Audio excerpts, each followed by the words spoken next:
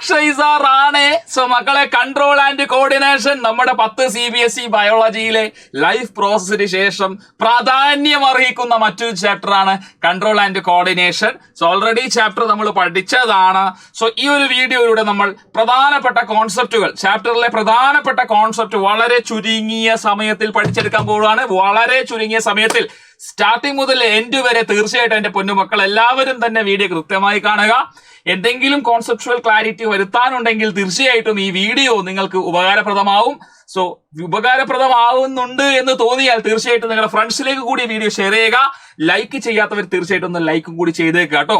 So control and കോർഡിനേഷനിലെ ഏറ്റവും പ്രധാനപ്പെട്ട കോൺസെപ്റ്റുകൾ തന്നെയായിരിക്കും നമ്മൾ ഈ വീഡിയോയിൽ ഡിസ്കസ് ചെയ്യാൻ പോവുക. നമ്മൾ ആ ചാപ്റ്ററിലെ മൊത്തം കോൺസെപ്റ്റുകളും തീർച്ചയായിട്ടും ഡിസ്കസ് ചെയ്യും. സോ വളരെ കൃത്യമായി കാണുക. അതിനുശേഷം ലൈവ് സെഷൻസ് കൂടി കണ്ടു കഴിഞ്ഞാൽ സെറ്റാണ്, പവറാണ്, പൊളിയാണ്, എല്ലാം ഓക്കെയാവും. സോ നമുക്ക് തുടങ്ങാം. കൺട്രോൾ ആൻഡ് കോർഡിനേഷൻ ആദ്യം തന്നെ എന്തൊക്കെ ഭാഗങ്ങളുണ്ട്, കീ ഏരിയാസ് എന്തൊക്കെയാണ് ഈ ചാപ്റ്ററിലെ. നമ്മൾ കൺട്രോൾ ആൻഡ് കോർഡിനേഷൻ നമ്മൾ എന്താണെന്ന് ജസ്റ്റ് ഒന്ന് പറയും. അതിനുശേഷം നെർവസ് കൺട്രോൾ കോർഡിനേഷനും അതിൽ തന്നെ വരുന്ന സെൻട്രൽ നെർവസ് സിസ്റ്റം, നെർവസ് സിസ്റ്റത്തിൽ വരുന്ന central nervous system, peripheral nervous system, പിന്നെ നമ്മൾ കെമിക്കൽ കൺട്രോൾ കോർഡിനേഷൻ പഠിക്കും. നമ്മുടെ ബോഡിയിലെ എൻഡോക്രൈൻ സിസ്റ്റം, ഹോർമോൺസിന്റെ കാര്യങ്ങൾ പഠിക്കും. പിന്നെ നമ്മൾ പ്ലാന്റ്സിന് ഒട്ടുമുടില്ല, പ്ലാന്റ്സിന്റെ കേസിലുള്ള മൂവ്മെന്റുകൾ പഠിക്കും. അതുപോലെ പ്ലാന്റിന്റെ കേസിലുള്ള ഹോർമോൺ, ഫൈറ്റോ ഹോർമോൺസ്, ഇതൊക്കെ നമ്മൾ എന്ത് ചെയ്യും ഈ കോൺസെപ്റ്റ് വീഡിയോയിൽ ഡിസ്കസ് ചെയ്യൂട്ടോ. സോ എല്ലാവരും മിസ് ചെയ്യാതെ കാണാം. ഓക്കെ. അപ്പോൾ ആദ്യം നോക്കേണ്ട കാര്യം മൈൻഡ് മാപ്പാണ്. അപ്പൊ കുറച്ച് റിലാക്സേഷൻ കിട്ടും ഒരു മൈൻഡ് മാപ്പ് കാണുമ്പോൾ. ചാപ്റ്ററിന് നമ്മൾ വളരെ ക്രിസ്പായിട്ട് നമ്മളിങ്ങനെ കാണിക്കുകയാണ്, വളരെ വളരെ മൈന്യൂട്ടാക്കി കാണിക്കുകയാണ്. അപ്പൊ അത് കാണുമ്പോൾ നമുക്ക് സമാധാനം വരും, കാരണം അത്രയേ ഉള്ളൂ എന്ന് നമുക്ക് തോന്നൽ വരും. അപ്പൊ ജസ്റ്റ് നോക്കാം. കൺട്രോൾ ആൻഡ് കോർഡിനേഷൻ എന്ന് പറയുന്ന നമ്മുടെ ചാപ്റ്റർ നമ്മൾ പ്ലാന്റിന്റെ കേസിലും ആനിമലിന്റെ കേസിലുമുള്ള കൺട്രോൾ ആൻഡ് കോർഡിനേഷൻ പഠിക്കുന്നുണ്ട്. ആനിമലിന്റെ കേസിൽ നെർവസ് സിസ്റ്റവും എൻഡോക്രൈൻ സിസ്റ്റവുമാണ് അതിനുള്ളത് നമുക്കറിയാം. അപ്പോൾ ആനിമലിന്റെ കേസിലെ കോർഡിനേഷൻ നെർവസ് കൺട്രോൾ കോർഡിനേഷനും കെമിക്കൽ കൺട്രോൾ കോർഡിനേഷനും ഉണ്ട്. നെർവസ് കൺട്രോൾ കോർഡിനേഷൻ നിർവഹിക്കുന്നത് നെർവസ് സിസ്റ്റം ആണ്. അതിൽ വരുന്ന ഭാഗങ്ങൾ നിങ്ങൾക്കറിയാം. Central nervous system, peripheral nervous system ആണ്. സെൻട്രൽ നെർവസ് സിസ്റ്റം പ്രധാനപ്പെട്ട ഭാഗം ബ്രെയിൻ സ്പൈനൽ കോഡാണ്. പെരിഫറൽ നെർവസ് സിസ്റ്റം ഭാഗം ക്രാനിയൽ നെർവ്, സ്പൈനൽ നെർവാണ്, അറിയാമല്ലോ. ഇനി കെമിക്കൽ കൺട്രോൾ ആൻഡ് കോർഡിനേഷനിലേക്ക് വരുമ്പോൾ എൻഡോക്രൈൻ ഗ്ലാൻഡുകളെ കുറിച്ചാണ് പരാമർശിക്കുന്നത്. ഹൈപ്പോതലാമസ് ഉണ്ട്, pituitary, pineal gland, thyroid, adrenal, pancreas and gonad, primary sex organ gonad വരെ നമ്മൾ എന്ത് ചെയ്യുന്നുണ്ട്, പഠിക്കുന്നുണ്ട്. ഇനി പ്ലാന്റിന്റെ കേസിൽ വരുമ്പോൾ പ്ലാന്റ് ഹോർമോണും ഇമ്പോർട്ടന്റ് ആണ്, പ്ലാന്റ് മൂവ്മെന്റും ഇമ്പോർട്ടന്റ് ആണ്. Plant movement tropic movement, nastic movement. Plant ഹോർമോണിൽ നമുക്ക് ഓക്സിൻ ഉണ്ട്, gibberellin, cytokinin, ethylene, abscisic acid, ഇതൊക്കെ നമുക്ക് എന്ത് ചെയ്യാനുണ്ട്, പഠിക്കാനുണ്ട്. നമുക്ക് അറിയാവുന്ന കാര്യങ്ങളല്ലേ. ഈ കോൺസെപ്റ്റുകളെല്ലാം തന്നെ ഈ ഒറ്റ വീഡിയോയിൽ ഞാൻ എന്ത് ചെയ്യും, വളരെ ക്രിസ്പായിട്ട് ഞാൻ പറഞ്ഞു തരും. കോൺസെപ്റ്റിൽ എന്തെങ്കിലും ക്ലാരിറ്റി കുറവ് എവിടെയെങ്കിലും ഉണ്ടെന്നുണ്ടെങ്കിൽ ഈ ഒരു വീഡിയോ കൊണ്ട് തീർച്ചയായിട്ടും നിങ്ങൾ എന്ത് ചെയ്യും, കോൺസെപ്റ്റുവൽ ക്ലാരിറ്റി അറ്റൈൻ ചെയ്യും. സോ നമുക്ക് ആദ്യത്തെ സംഗതിയിലേക്ക് പോവാം. ആദ്യം തന്നെ എന്താണ് control coordination? So control coordination നിർവഹിക്കുന്നത് I told you 2 systems in our body, nervous system and endocrine system. 2 സിസ്റ്റമാണ്, ഒന്നല്ല 2 സിസ്റ്റം വേണം. നെർവസ് സിസ്റ്റവും എൻഡോക്രൈൻ സിസ്റ്റവുമാണ് നമ്മുടെ ബോഡിയിലെ കൺട്രോൾ കോർഡിനേഷൻ നിർവഹിക്കുന്നത്, അല്ലേ? നമ്മൾ ലൈഫ് പ്രോസസ്സ് എന്ന് പറയുന്ന ചാപ്റ്ററിൽ ഒരുപാട് ലൈഫ് പ്രോസസ്സുകൾ പഠിച്ചു. ന്യൂട്രീഷനും അല്ലേ, എക്സ്ക്രീഷനും ട്രാൻസ്പോർട്ടേഷനും പിന്നെ റെസ്പിറേഷനും അല്ലേ, പഠിച്ചതല്ലേ. വ്യത്യസ്ത തരം ലൈഫ് പ്രോസസ്സുകളൊക്കെ എങ്ങനെ നടക്കുന്നു? തോന്നിയതുപോലെ നടക്കുന്നതാണോ? ആരും നിയന്ത്രിക്കാനില്ലാതെ നടക്കുന്നതാണോ? Not at all. So every process in your body which is happening external and happening internal, or we can say changes happening external to our body and changes happening inside our body. Everything each and everything is well controlled and coordinated. അതാണ് നിങ്ങൾ മനസ്സിലാക്കേണ്ടത്. So അത് നിർവഹിക്കുന്നത് nervous system plus endocrine system, hormone producing system. So അതാണ് ഇവിടെ പറഞ്ഞിരിക്കുന്നത് കേട്ടോ. Control and coordination functions of nervous system and hormones. Hormones are chemical substance produced by endocrine gland, part of an endocrine system. So നമുക്ക് അറിയാവുന്ന കാര്യങ്ങളാണ്, അല്ലാത്തത് ഞാനൊന്നും പറഞ്ഞിട്ടില്ല. ഇവിടെ നിങ്ങൾ നോക്കി, in case of animal the control and coordination is done by 2 systems എന്ന് പറഞ്ഞു. നെർവസ് സിസ്റ്റം ചെയ്യുന്ന കൺട്രോൾ കോർഡിനേഷൻ നെർവസ് കോർഡിനേഷൻ ആണ്. ഡൺ ബൈ നമ്മുടെ സ്വന്തം നെർവസ് സിസ്റ്റമാണ് നെർവസ് കൺട്രോൾ കോർഡിനേഷൻ ചെയ്യുന്നത്. ഇനി കെമിക്കൽ കൺട്രോൾ കോർഡിനേഷൻ ചെയ്യുന്നതിന് നമുക്ക് ബോഡിയിലുള്ള സിസ്റ്റമാണ് endocrine system. Endocrine system chemical control കോർഡിനേഷന് കാരണമാണ്. ഇവിടെ മനസ്സിലാക്കേണ്ട ഒരു ഫാക്ട് എന്താണ്? ന്യൂറൽ കൺട്രോൾ കോർഡിനേഷൻ എന്ന് പറയുന്നത് ഇലക്ട്രിക്കൽ സിഗ്നലിംഗ് വഴിയാണ് കൺട്രോൾ ചെയ്യുന്നത്. പ്യുവർലി യൂസിങ് ഇലക്ട്രിക്കൽ സിഗ്നൽ ആണ് മെയിൻ ആയിട്ട് അവിടെ യൂസ് ചെയ്യുക. ഇനി കെമിക്കൽ കൺട്രോൾ കോർഡിനേഷനിൽ ഹോർമോണുകളെ യൂസ് ചെയ്യുന്നുണ്ട്. So what are hormones? അപ്പൊ ഞാൻ പറഞ്ഞു എൻഡോക്രൈൻ സിസ്റ്റത്തിൽ നമ്മൾ എൻഡോക്രൈൻ ഗ്ലാൻഡ് പ്രൊഡ്യൂസ് ചെയ്യുന്ന കെമിക്കൽ സബ്സ്റ്റൻസ് ആണ് ഹോർമോൺസ്. ഈ ഹോർമോൺസ് അല്ലെങ്കിൽ ആ കെമിക്കൽ സിഗ്നലിംഗ് ഉപയോഗിച്ചുകൊണ്ട് നമ്മുടെ ബോഡിയെ കൺട്രോൾ കോർഡിനേറ്റ് ചെയ്യുന്നതുകൊണ്ടാണ് അതിനെ കെമിക്കൽ കൺട്രോൾ കോർഡിനേഷൻ എന്ന് പറയുന്നത്. So it's done by endocrine system only. ഇത് ഓർത്ത് വെക്കേണ്ടതാണ്. അങ്ങനെയാണെങ്കിൽ എൻ്റെ പൊന്നു മക്കളെ, നമുക്ക് ആദ്യം നെർവസ് കോർഡിനേഷൻ പഠിക്കാം, അതിനുശേഷം കെമിക്കൽ കോർഡിനേഷൻ നമുക്കൊന്ന് നോക്കാം. അപ്പൊ നെർവസ് കോർഡിനേഷൻ എന്ന് പറയുമ്പോൾ തീർച്ചയായിട്ടും നെർവസ് സിസ്റ്റം ആണ് ചെയ്യേണ്ടത്. ഈ നെർവസ് സിസ്റ്റത്തിന്റെ fundamental structural functional unit nervous system ഉണ്ടാക്കിയിരിക്കുന്ന സെല്ലുകൾ ഏതാ? Nerve cell. നെർവ് സെല്ലിന്റെ മറ്റൊരു പേരാണെന്ത്? ന്യൂറോണ്. നെർവ് സെല്ലിന്റെ മറ്റൊരു പേരെന്താണ്? ന്യൂറോണ്. ഈ നെർവ് സെൽ അഥവാ ന്യൂറോൺ എന്തിനെയാണ് കൊണ്ടുപോകുന്നത്? ഇമ്പൾസിനെ. എന്തിനെയാണ് കൊണ്ടുപോകുന്നത്? ഇമ്പൾസിനെ. ട്രാൻസ്മിറ്റിംഗ് എന്ത്? ഇമ്പൾസ്. എവിടുന്ന് എങ്ങോട്ട്? From different parts of the body, between different parts of the body. Clear അല്ലേ? അപ്പൊ നോക്കിക്കേ, ന്യൂറോൺ അഥവാ nerve cell is capable of transmitting impulse across different parts of the body എന്ന് പറയുമ്പോൾ ഇതിന്റെ structure is suitable for that. ഈ ബാക്ക്ഗ്രൗണ്ടിൽ കാണുന്ന സ്ട്രക്ചർ കണ്ടോ? ഇതൊക്കെ ന്യൂറോണിന്റെ സ്ട്രക്ചറാ. എന്താ ന്യൂറോണിന്റെ സ്ട്രക്ചറിന്റെ പ്രത്യേകത? മക്കളെ, ന്യൂറോണിന്റെ സ്ട്രക്ചറിന്റെ പ്രത്യേകത it is elongated and branched ആണ്. ന്യൂറോണിന്റെ പ്രത്യേകത എന്താ? ഇലോങ്ങേറ്റഡ് ആൻഡ് ബ്രാഞ്ചഡ് ആണ്. അങ്ങനെയാണെങ്കിൽ ന്യൂറോണിന്റെ സ്ട്രക്ചർ ഇവിടെ കൊടുത്തിരിക്കുന്നു. പ്രധാനപ്പെട്ട ഭാഗങ്ങൾ എന്താ? ഇതൊരു സെല്ലാണല്ലേ. ന്യൂറോൺ എന്ന് പറയുന്ന നെർവ് സെല്ല. അപ്പൊ അതിന് ന്യൂക്ലിയസ് ഉണ്ട്. ഒരു സെല്ലാവുമ്പോൾ ഇവിടെ അതിന് ന്യൂക്ലിയസ് വേണ്ടേ? ന്യൂക്ലിയസ് ഉണ്ട്. ഈ ന്യൂക്ലിയസ് എവിടെയുള്ളത്? സെല്ല് ബോഡിക്കകത്താണുള്ളത്. ഈ കാണുന്ന ഭാഗമാണ് സെല്ല് ബോഡി. സെല്ല് ബോഡിക്കകത്താണ് എന്തുള്ളത്? ന്യൂക്ലിയസ്. കണ്ടോടാ മക്കളെ, സെൽ ബോഡിന്റെ മറ്റൊരു പേര് സൈറ്റോണ. കണ്ടെയ്ൻസ് എന്താണ്? ന്യൂക്ലിയസ്. എടാ, ഇനി നിങ്ങൾ നോക്കേണ്ട കാര്യം, സെൽ ബോഡിക്ക് ബ്രാഞ്ചസ് ഉണ്ട്. കണ്ടോ നിങ്ങൾ? കണ്ട ഈ ബ്രാഞ്ച് എന്ത് ചെയ്യുന്നുണ്ട്? ഇമ്പൾസിനെ റിസീവ് ചെയ്യുന്നുണ്ട്. എന്ത് ചെയ്യുന്നുണ്ട്? മെസ്സേജിനെ റിസീവ് ചെയ്യും. മറ്റൊരു ന്യൂറോണിൽ നിന്നുള്ള മെസ്സേജിനെ സ്വീകരിക്കുന്ന ഭാഗം, റിസീവ് ചെയ്യുന്ന ഭാഗം, ഇമ്പൾസിനെ റിസീവ് ചെയ്യുന്ന ഭാഗമാണ് ഈ ബ്രാഞ്ചസ്. അതിനെ വിളിച്ച പേര് ഡെൻഡ്രൈറ്റ് കുട്ടൻ. ഡെൻഡ്രൈറ്റ് എന്നാണ്. എന്താ വിളിച്ചത്? ഡെൻഡ്രൈറ്റ്. എന്താ ഡെൻഡ്രൈറ്റ്? എന്താ? സൈറ്റോപ്ലാസ്മിക് എക്സ്റ്റൻഷൻ ആണ്. എടാ മക്കളെ, നിങ്ങൾ നോക്കിയേ, ഇത് സെല്ലല്ലേ. അപ്പൊ ഞാൻ പറഞ്ഞത് ന്യൂക്ലിയസാ. അപ്പൊ ചുറ്റിലും എന്താ? സൈറ്റോപ്ലാസം അല്ലേ. അപ്പൊ സൈറ്റോപ്ലാസം ഇങ്ങോട്ട് ഇങ്ങനെ എക്സ്റ്റെൻഡ് ചെയ്ത് നിൽക്കുകയാണ്. Cytoplasmic extension of the cell body receiving impulse from another neuron. അത്രേ ഉള്ളൂ ഡെൻഡ്രൈറ്റ്. ഇനി മക്കളെ, എടാ, ഈ സെൽ ബോഡിയിൽ നിന്ന് നീളത്തിൽ ഒരു ഫിലമെന്റ് ഇങ്ങനെ വരികയാണ്. നീളത്തിൽ elongated filament, longest filament arising from the cell body. അതിന്റെ പേര് ആക്സോൺ എന്നാ. Longest filament arising from the cell body ആക്സോണാ. അതായത് മക്കളെ, നിങ്ങൾ നോക്കുക, സെൽ ബോഡിയിൽ നിന്ന് ഇമ്പൾസിനെ, ഇവിടെ നമ്മുടെ ഡെൻഡ്രൈറ്റ് ഇമ്പൾസിന് റിസീവ് ചെയ്ത് ഇമ്പൾസ് ഇങ്ങനെ വരികയാണ്. സെൽ ബോഡിയിലേക്ക് എത്തി. സെൽ ബോഡിയിലേക്കുള്ള ഇമ്പൾസിനെ ആക്സോണിന്റെ എൻഡിങ്ങിലേക്ക് കൊണ്ടുപോകുന്നത് ആരാ? ആക്സോണിന്റെ എൻഡിങ്ങിലേക്ക് കൊണ്ടുവന്ന ആക്സോൺ അല്ലേ. ആക്സോൺ ഉള്ളതുകൊണ്ടാണ് ആക്സോൺ എൻഡിങ്ങിലേക്ക്, ആക്സോൺ ടെർമിനലിലേക്ക് എന്ത് പോകുന്നത്? ഇമ്പൾസ് പോകുന്നത്. അപ്പൊ ഈ ആക്സോൺ ടെർമിനലില് നിങ്ങൾ ശ്രദ്ധിക്കേണ്ട ഒരു കാര്യം ഉണ്ടിടാ. ആക്സോൺ ടെർമിനലില് there are ബൾജ്ഡ് റീജിയൻസ് കാണാം. Bulged regions. എന്താ അതിന്റെ പേര്? ഈ ബൾജ്ഡ് റീജിയൻസിനെ വിളിക്കുന്ന പേരാണ് it's called as neuro transmitter.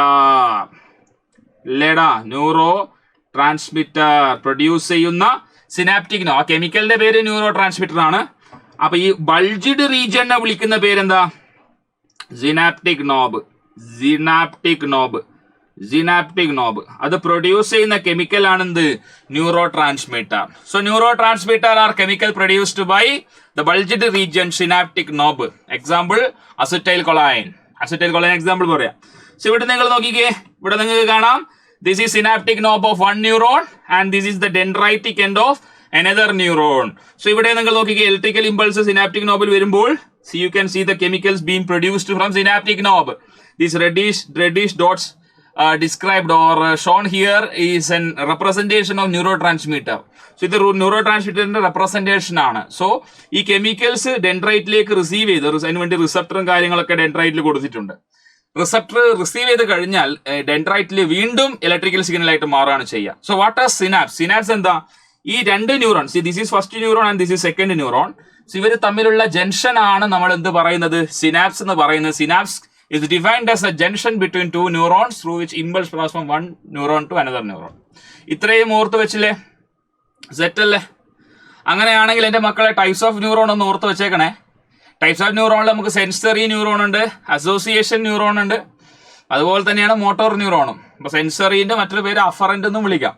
Body പാർട്സിൽ നിന്ന്, എടാ എൻ്റെ മക്കളെ ശ്രദ്ധിച്ചേ, ബോഡി പാർട്സിൽ നിന്ന് അല്ലേ, അതായത് സെൻസ് ഓർഗൻസിൽ നിന്ന് നമ്മുടെ ബ്രെയിനിലേക്കും സ്പൈനൽ കോഡിലേക്കും മെസ്സേജിനെ എത്തിക്കുന്ന, ഇമ്പൾസിനെ എത്തിക്കുന്ന ഏത് ന്യൂറോൺ ആണോ ആ ന്യൂറോണുകളെല്ലാം അഫറൻ്റ് എന്നാ പറയാം. അഫറൻ്റ് അല്ലെങ്കിൽ നമുക്കതിനെ സെൻസറി ന്യൂറോൺ എന്ന് വിളിക്കാം. ഇനി നമ്മുടെ ബ്രെയിനിലും സ്പൈനൽ കോഡിലും ഇത് പ്രോസസ്സിങ് ചെയ്യുന്നുണ്ട്. അപ്പൊ അതിനകത്ത് തന്നെയുള്ള, ബ്രെയിനിലും സ്പൈനൽ കോഡിലും അകത്ത് തന്നെയുള്ള അസോസിയേറ്റഡ് ആയി കാണപ്പെടുന്ന ന്യൂറോണുകളെ അസോസിയേഷൻ ന്യൂറോൺസ് എന്ന് വിളിക്കും. ഈ ബ്രെയിൻ ഒരു ഡിസിഷൻ എടുക്കുകയാണ്. ആ ഡിസിഷൻ നമ്മുടെ ബോഡിയിലെ മസിൽസിലേക്കും ഗ്ലാൻഡിലേക്കും ഒക്കെ എന്ത് ചെയ്യേണ്ടി വരും, കൊടുക്കേണ്ടി വരും. ആ ഇമ്പൾസിനെ കൊണ്ടുപോകുന്നത് മോട്ടോർ ന്യൂറോൺ ആണ്. സിമ്പിൾ എക്സാമ്പിൾ പറഞ്ഞു കഴിഞ്ഞാൽ, ഹോട്ട് ഒബ്ജക്റ്റ് ഉണ്ട് ഇവിടെ. This is a hot object. So I am touching this hot object accidentally. So here what will happen?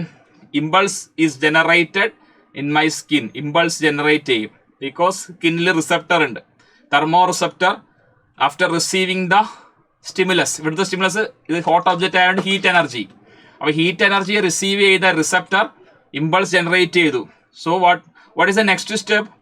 Immediately I need to withdraw my hand or else what happen? ഈ burn injury worse ആവും.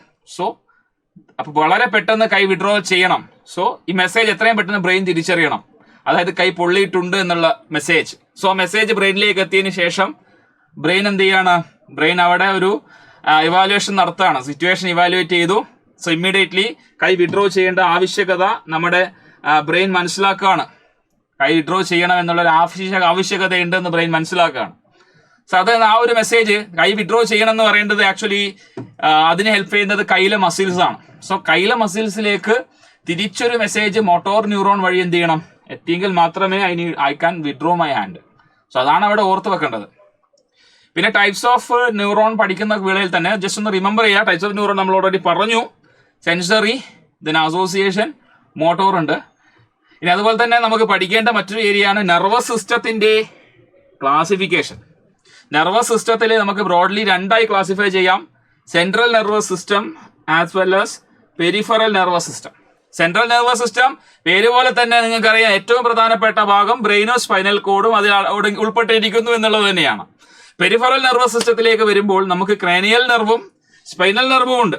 Peripheral എന്ന് പറയുമ്പോൾ nerves ആണ് വരിക. ബ്രെയിനിൽ നിന്ന് arise ചെയ്യുന്ന cranial nerve 12 ജോഡി 12 പെയേഴ്സ് ആണ്. ഇനി സ്പൈനൽ കോഡ് എന്ന് അറൈസ് ചെയ്യുന്ന സ്പൈനൽ നെർവ് എന്ന് പറയുന്നത് 31 പെയേഴ്സ് ആണ്. പെയേഴ്സ് ആയിട്ടാണ് കാണാം, ജോഡി ആയിട്ടാണ് കാണാം, ജോഡി കണക്ക് തന്നെ പറയണം. So 31 pair of spinal nerve, 12 pair of cranial nerve, and these are the part of peripheral nervous system. അതിൽ നമ്മുടെ നെർവ്സ് ആണ് വരുന്നത്. ഇനി നിങ്ങൾ മനസ്സിലാക്കേണ്ടത് സെൻട്രൽ നെർവസ് സിസ്റ്റം ഉണ്ടല്ലോ. ഈ സെൻട്രൽ നെർവസ് സിസ്റ്റത്തിൽ ആദ്യം നമ്മൾ പഠിച്ചു ബ്രെയിനും സ്പൈനൽ കോഡുമാണ് അതിൻ്റെ ഭാഗങ്ങൾ. അങ്ങനെയാണെങ്കിൽ ഈ ചിത്രത്തിൽ കാണിച്ചിരിക്കുന്നതിൽ നമുക്ക് സ്പൈനൽ കോഡും ബ്രെയിനും കൊടുത്തിട്ടുണ്ട്.